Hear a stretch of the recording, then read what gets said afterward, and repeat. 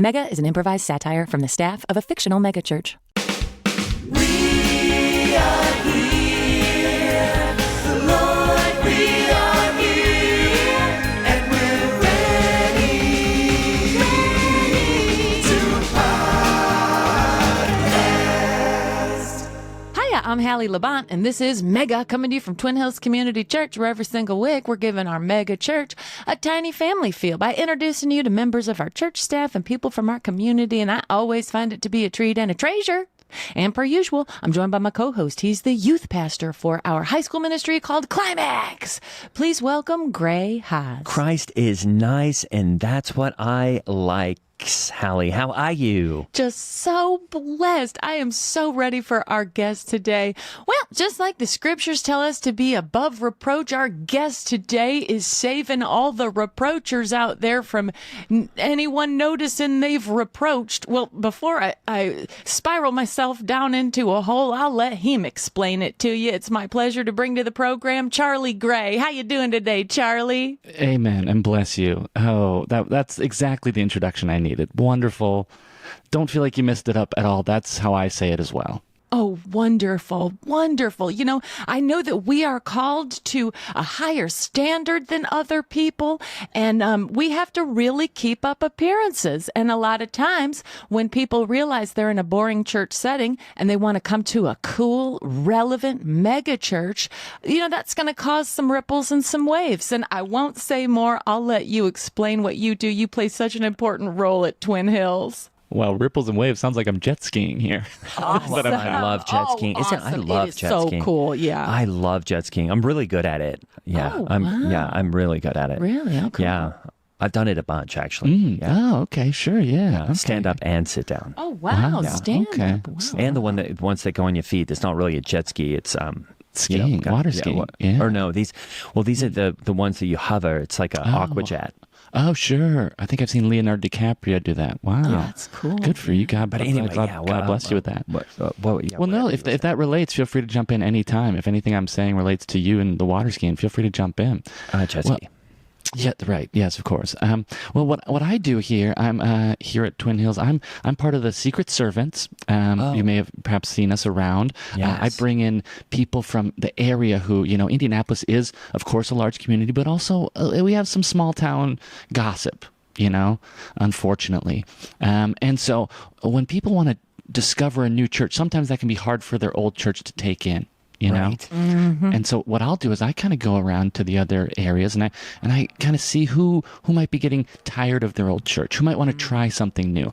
And I bring them over to our church in a secretive way that no one even finds out, even their closest family members. Oh, wow. Awesome. Yeah. And then if they do decide to join our church, I can also set them up with a program where, a little bit like the Secret Service, we can change their identity and let people not know that they're coming to our church. Amazing. That's awesome. So how do you do that initially? Are you going into other churches and looking for people? I am, yeah. I'm in disguised, and I am, there's a couple things you can do. For example, when the peace happens, the people that run to the bathroom, they don't want to shake hands with everyone. Oh, they're not comfortable. I wonder why. So I'll just step outside both the bathrooms, men and women, don't mind me. I have costumes for both. And whichever one people walk in, I'll kind of step in and just say, hey, you not wanting to shake hands? Is everything okay? And then, introduce them to the program and say, if you'd like to try a new church, there is a mega church that is waiting for you, and it's amazing. Awesome. I love it that. almost seems like you're one of these college sports recruiters or NFL like they're going to the small town games and they know what they're looking for, right? In an athlete. What are you looking for in a congregant? Sure. I'm looking for all kinds of stuff. I'm looking for someone who maybe looks through their bills before they put it in the peace offering and then just picks a small bill. Oh, interesting. They have more, but they chose that, because we all know it's 20% of what you should be paying. 20 is awesome. That's 20 is kind of like a awesome. tip. I mean, only yeah. 10 is required, but 20 is fantastic. Okay, yeah, I grew up in a 20 household, so that's just what. Wow. Yeah. Oh, wow. Yeah, that's that was the Bible we had, said 20%. So. Oh, that's cool. Yeah, I think it might have been a Waitress Bible, but either way. And so I'll look for that. I'll see how much money they're putting in there. Sometimes I will go to sporting events, and I'll see if after they hit a big shot, do they give Jesus above the credit. And if they don't, interesting. This is an interesting fact. Then I'll kind of, see who their parents are, depending on the clothes they're wearing, maybe it doesn't look as churchy, Yeah. Because, I mean, this is a common thing, isn't it? That, and I hate to say it, but a lot of Christians who I would say aren't even real Christians, they will talk about each other behind their backs just when someone is trying to find a new church. If you've been at a church for a long time, a lot of times people get territorial, they get possessive. And I think what you're saying, Charlie, is, hey, I'm just trying to show people that there's a better option on the menu, just to use the reference to the Waitress Bible. Mm-hmm, please, thank you. If we could stay in that reference level, that'd be helpful for me. Great. Cool, yeah. And was your mom a waitress or something growing up? Yes, that is correct. Yeah. Okay, great. Yeah. So a lot of our household specific things she changed over to waitress stuff. Okay.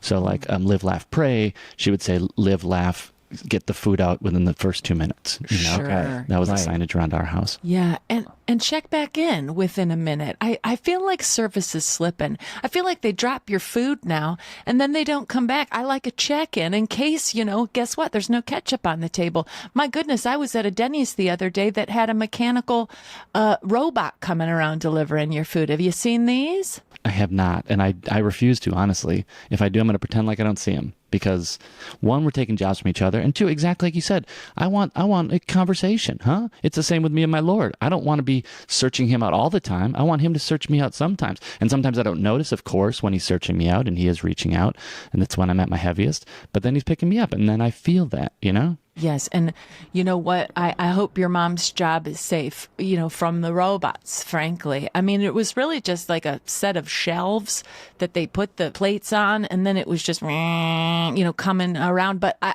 honestly missed, the server who hands me my clam chowder and calls me honey. You know what I mean? Yeah. Is this guy hitting on me? Is he just being polite, right? What's going on here?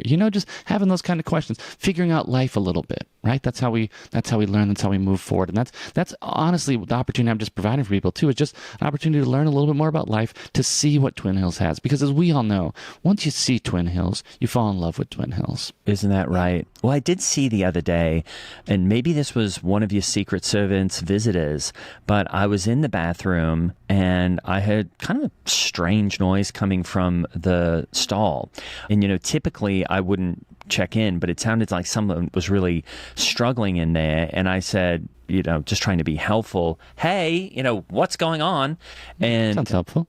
Well, what it was, it was a guy that had one of those, it was kind of a latex mask of some sort that he was trying to get off. Oh, wow. And I realized like he had gotten kind of the mask stuck halfway either on or off his face. I wasn't sure, but I was going, and I did help him, pull it off. But he said, this was just, I guess, maybe he was part of the program. Yeah, that's one of mine. Oh, it was. Okay. Yeah. Yeah. I think he really, because I want to make them, not be recognizable in case a coworker sees them or something.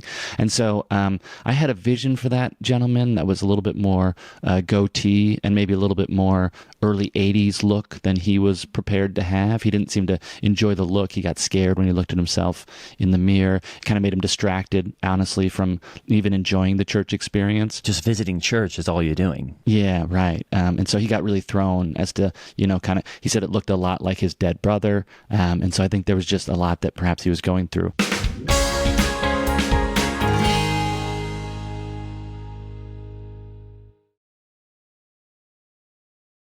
This episode is brought to you by Nespresso and Samra Origins by the Weekend Coffee Collection. Introducing Samra Origins. My collaboration with Nespresso is a connection to my roots, to my mother, Samra. Coffee that hits the right notes. It transports you. Crafted with unique notes and bold, soaring flavors. Experience a taste that moves you. Nespresso and Samra Origins. Discover more at Nespresso.com. Streaming now on Peacock. We sell toilet tissue and local newspapers. That is in order of quality. From the crew that brought you The Office My name is Ned Sampson. I am your new editor-in-chief. comes a new comedy series. Have you read this paper? It sucks. But we are going to make it better. Meet the underdog journalists I hope it's not too disruptive to have me shake everything up. Don't be so self-defecating. with major issues. Oscar. Oh, God. Not again. The Paper, only on Peacock. Streaming now.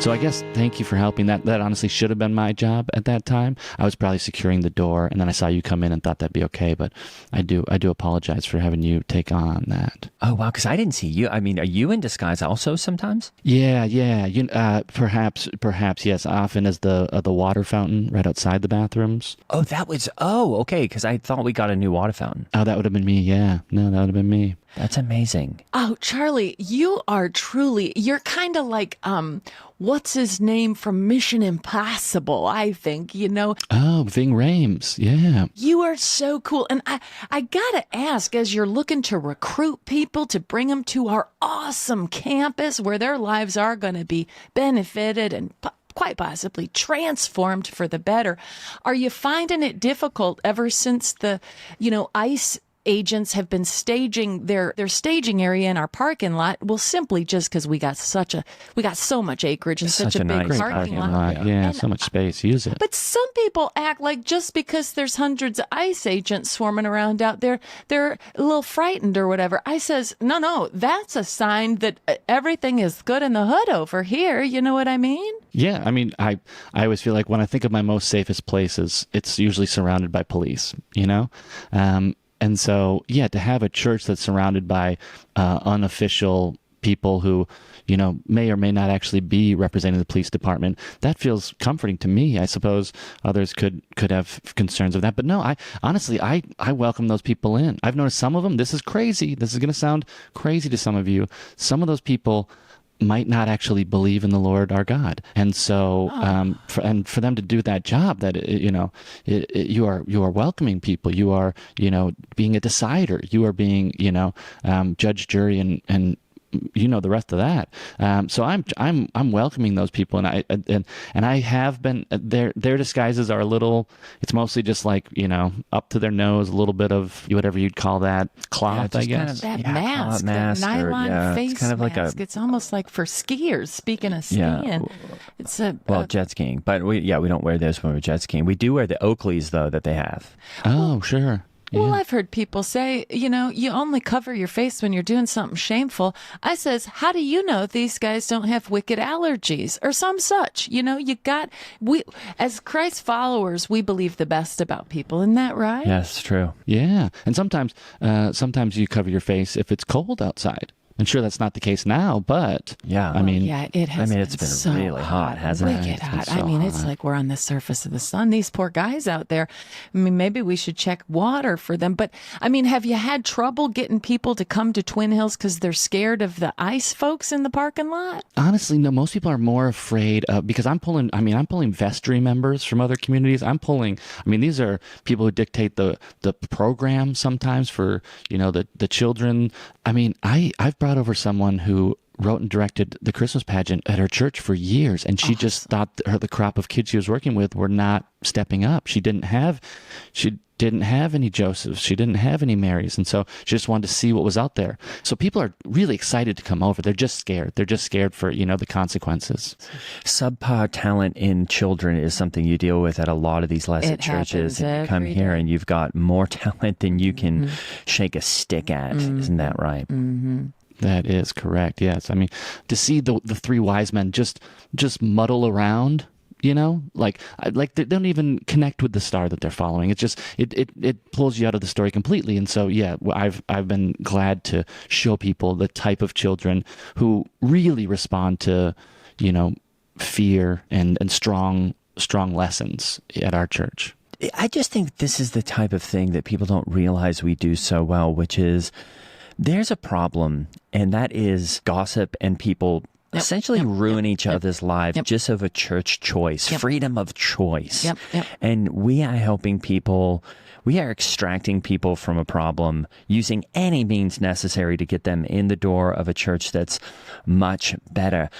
What did you do before you started working with the Secret Servants ministry? Sure. Yeah. Well, I was a butcher for a long time. I would slice meats at Bo Diddley's Deli in St. Mark's. And, I just honestly every day, I'll be honest, I was drinking a fair amount back then. Oh, no. I would be slicing the meats and just feel terrible, Like I'd have to make the guacamole and again, just feel terrible. And I said, there must be a better way. There has to be a better way. I love Bo Diddley's Deli. And drinking around a meat slicer is probably something that you don't want to do. Mm-hmm. Right, yeah, and lesson learned there, for sure. Oh, wow, I didn't see that. Okay. Oh, really? Okay. Mm-hmm. Oh, so that one's gone. Oh, wow. Yeah. These two. Well, I See, guess you don't... Those two, okay. Yeah. So, and did they reattach it onto the side? The one they did, yeah. The other one they said no chance. But yeah, so the fifth one. If you're seeing that, that's just I'm holding a pen here, so that'd be the fifth one. Oh, okay. Well, I see 7 good digits, and I mean 7's the Lord's number. Oh, I didn't even see the other hand. Okay. Yeah, 7. And that's as I always say, it's all you need, right? That's right. I guess, yeah, I guess so.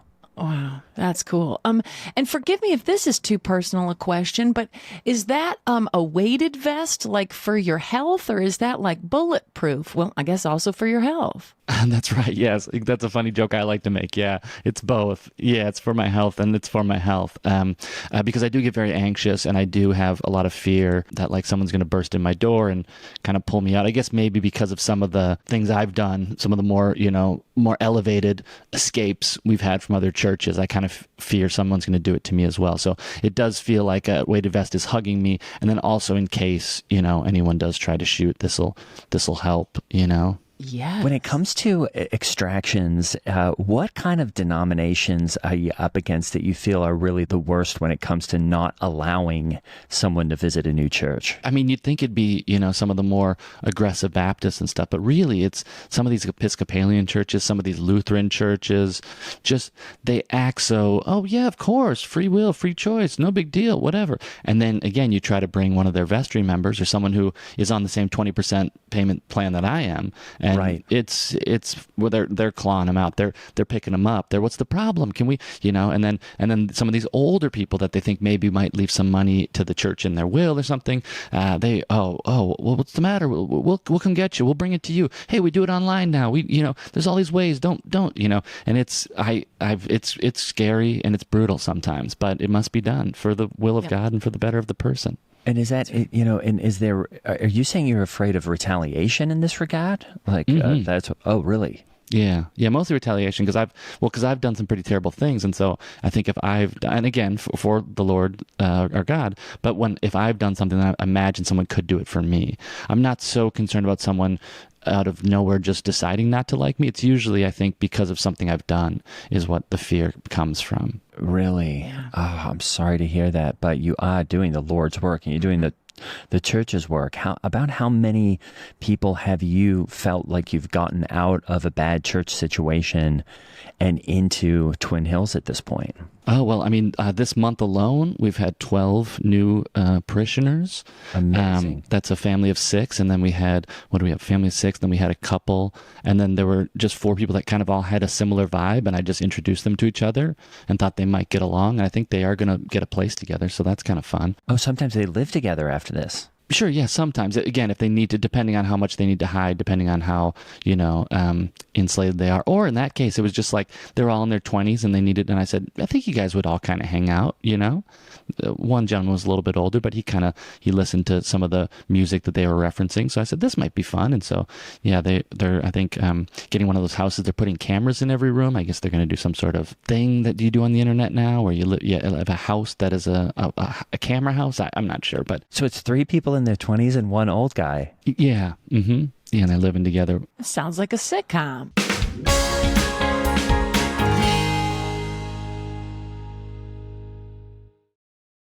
Does it ever feel like you're a marketing professional just speaking into the void? But with LinkedIn ads, you can know you're reaching the right decision makers, a network of 130 million of them, in fact. You can even target buyers by job title, industry, company, seniority, skills, and did I say job title? See how you can avoid the void and reach the right buyers with LinkedIn ads. Spend $250 on your first campaign and get a free $250 credit for the next one. Get started at linkedin.com/campaign. Terms and conditions apply. Hey, it's Paris. I love sparkly things, right? Like stars. Duh. And thanks to Hilton and AutoCamp, I just slept under them.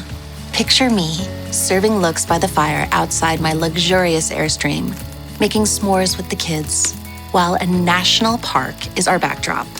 The great outdoors meets Hilton hospitality. That's hot. Explore all the new ways to stay at Hilton.com. Hilton for the stay.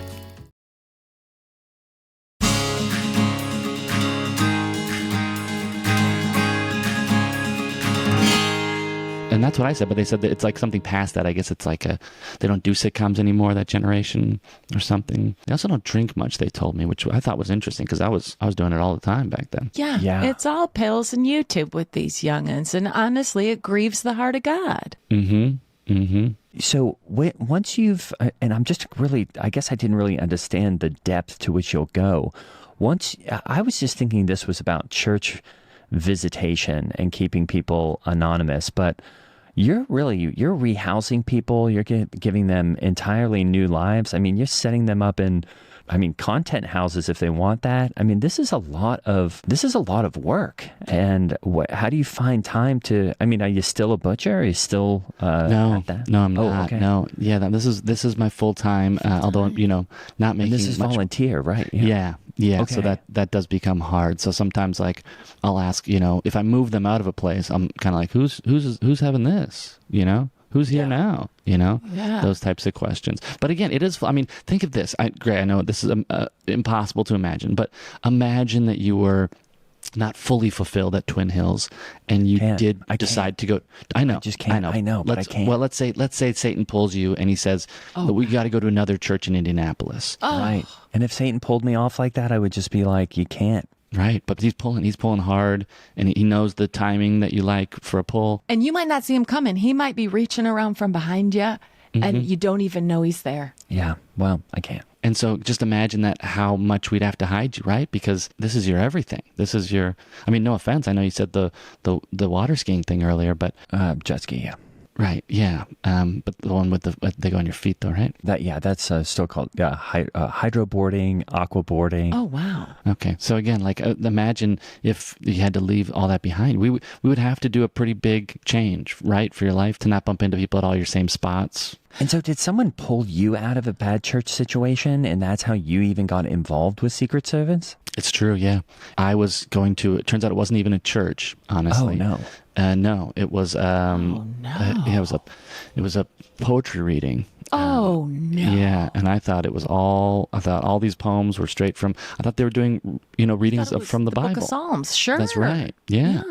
And so I was just every one I would get, a different belief. One person would say crazy stuff about cheese, and I'd be like, oh, interesting, I didn't know about that, and then someone would get mad about something their mother did, and I was like, wow, okay, we're learning a lot about this. And so then eventually someone had to say, hey, I think you're in the wrong place. I think you think this is something that it isn't. And so then they took me out of there. And wow. Did you notice that everything was a rhyme, or that everything went in a certain cadence, like it was really important, even if it wasn't? Did you notice that stuff? I did, yeah. And I thought this was one of those fun churches, that I've heard about, where they're like trying to bring in more drums, or more African spirituals or something. And so I was like, oh, okay, yeah, they're trying, I get it, But then, yeah, they didn't like when I did the piece. They didn't like when I would say, where's the body of Christ? Where's the blood of our Father? It's, I guess, a little different than what I did in that they just asked me to leave. But it felt the same. Oh, okay. You've got to be careful these days because they'll put a church in anything now. And I think that is very confusing. At least we have this amazing building, we have everything that you can imagine, whether it's a bowling alley, a swimming pool, or a food court, we have here, but at least it's a church. I had a friend who, had gone to one of those I think it was a church that was in a microbrewery. He didn't like it. Sick. Then he went to another church that, it was in a barber shop or something. Finally, he was going to a church that was in a sauna and, eventually realized, guys, and the same thing, I don't think this is a church. Oh, wow. Right. But he was going to it because he thought it was a church because, now people are just putting churches in anything. And this just happened to be a men's sauna. It's like subways in the 90s. They're putting them everywhere, a little bit of space and they're putting them there. Yeah. Well, I'll tell you what, Charlie, I think that you're doing the Lord's work clearly and literally, and you should be compensated. The fact that you're doing it volunteer, that's getting rubies in your crown for sure in heaven. But I'm going to personally go over to 8jar for you, bud, and see if we could maybe get you like a price per head, so if you bring 5 people in, you get 5 times whatever, maybe we could get you $100 a head or maybe we could just, bring it back to the Waitress Bible. We could give you a tip for maybe everyone. You get 20% per recruitment, per detainee, or whatever you call them. Yeah, no, we call them detainees. You're right. And honestly, it would be great. I don't need much, don't want much, right? Because it's harder to get a rich man into heaven than it is a camel through the eye of a needle. That's the truth. So please, I love a small something. But if not, honestly, if I continue to have to suffer and have very little enjoyment in my current life, at least I know in the next life I will be rewarded. So Isn't that the truth? Also, Charlie, I feel like, speaking of sports recruiters and people like that, I feel like these are people who have made a job out of doing something they already love. Hey, I like watching sports. Maybe I should be an athletic recruiter, right? Well, it's almost like, did you find yourself being like, I love church. I could make a job out of going to all these different churches. Is it like you're doing what you love, or is it that these other churches are boring and not relevant and don't have drums, frankly? Well, you'd be surprised the amount of, I think a last resort is often to bring in drums. So a lot of them are pretty drum heavy. But otherwise, everything you said is exactly right. You do what you love. The only thing I didn't think to turn it into a job. I think that might be my big mistake, is just never to actually think about how could I sustain myself financially from doing this. So that has been the, I guess, mistake perhaps. But, we like to look at the positives of even negatives, right? Yeah. So it's like, yeah, sure, I don't have money, but can I take this man from his house and bring him to our church so his family doesn't know? And do I get to maybe sometimes pretend to be him sleeping in his chair under a blanket while he goes? That's fun for me. Right? And then his kids asking pretty specific questions, honestly, pretty early in the morning that father, I guess, would know that I have to guess on. And so, sure, yeah, I'm getting my winks in that time. Maybe not in a bed in a house that I own, but I'm hiding under a blanket, pretending to be a man while his kid asks him questions while he's secretly checking out Twin Hills. So it really does have its benefits. I'm Holly Laurent playing Hallie Levant, and that over there, that's Greg Hess playing Gray Haas. If you would like the Mega VIP treatment and listen ad-free, just go to mega.supercast.com. We would love it if you did. Become a member. Do it. It'll feel so good. Speaking of Supercast, it's a great time to join. There's a free trial, and that is the best way to make sure that Mega keeps going. You'll get your 4 to 6 episodes per month ad-free, including a behind-the-scenes podcast that we make. And really, it is the way we keep going. So please consider a Supercast membership. Of course, we want to thank our founding members over there. That is Bobby and Betty, Anonymous, Nana and T-Pop, and Adrian O. See you next time.